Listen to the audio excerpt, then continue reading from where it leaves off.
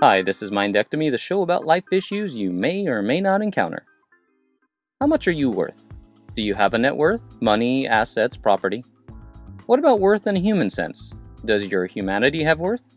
This subject is extremely important because too many people in the world don't understand their own worth and the worth of others.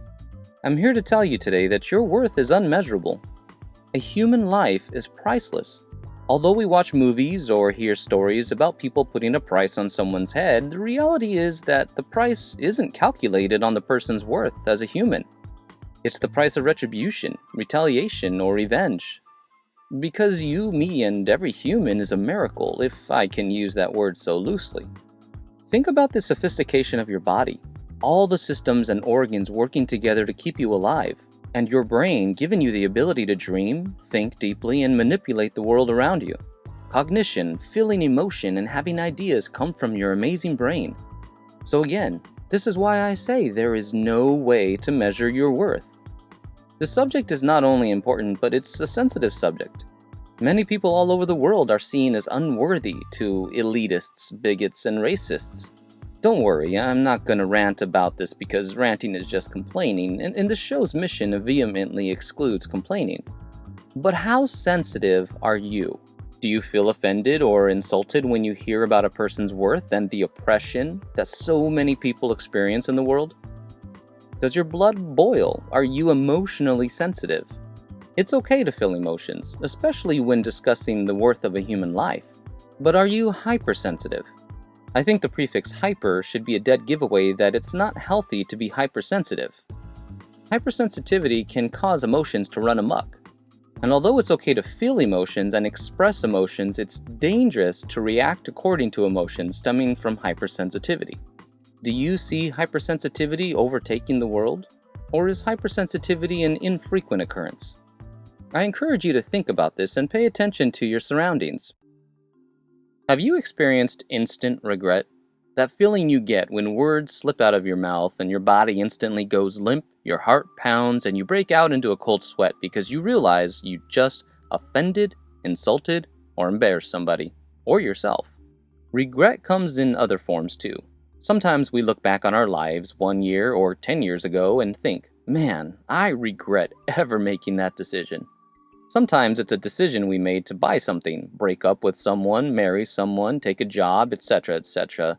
So what do we do when this happens? What do we do when we regret our past decisions? Some of you might be strong enough to put the past behind you and realize there's no way to change it. Others might dwell on it, obsess about it, and ultimately be so fixated on it that you can't live your life today. Is this you? If so, I encourage you to seek help. Because the decisions you made in the past might affect you today, but keep in mind that the decisions you make today affect you today and in the future. Being regretful isn't bad. It's normal to feel a sense of remorse, embarrassment, or disgust. But it's equally normal and healthy to learn from the regretful acts and move forward. Take the opportunity to change things for yourself. And what about opportunity? How many of you take an opportunity when you have nothing to lose and tons to gain? How do you recognize when an opportunity like this presents itself? Sometimes it's obvious and you can easily weigh the pros and cons, the benefits and losses, and make an informed decision. Other opportunities take research and possibly mentorship to help make the decision. This is applicable to teens and adults. Opportunities come along frequently in school and in the workplace. Cohorts and mentors can be good sounding boards if you're presented with an opportunity and you aren't sure it's right for you. I believe that being opportunistic is important to advance, grow, and reach goals, even if the opportunity is unfair to others. I know, you're probably thinking that I've lost my mind, but I'll explain. Life is unfair. Sometimes it's unfair to you, sometimes it's unfair to someone else. Now, if an opportunity is available for you, and it happens to be unfair to someone else, it's not necessarily your fault or your intention to be unfair. So do you take the opportunity? Would I take the opportunity? If no one is harmed by taking the opportunity, then yes, I absolutely will. Because harm and unfairness are different concepts that don't always overlap. This is where critical thinking and hard decisions are made. There's one concept that I always agree with and encourage.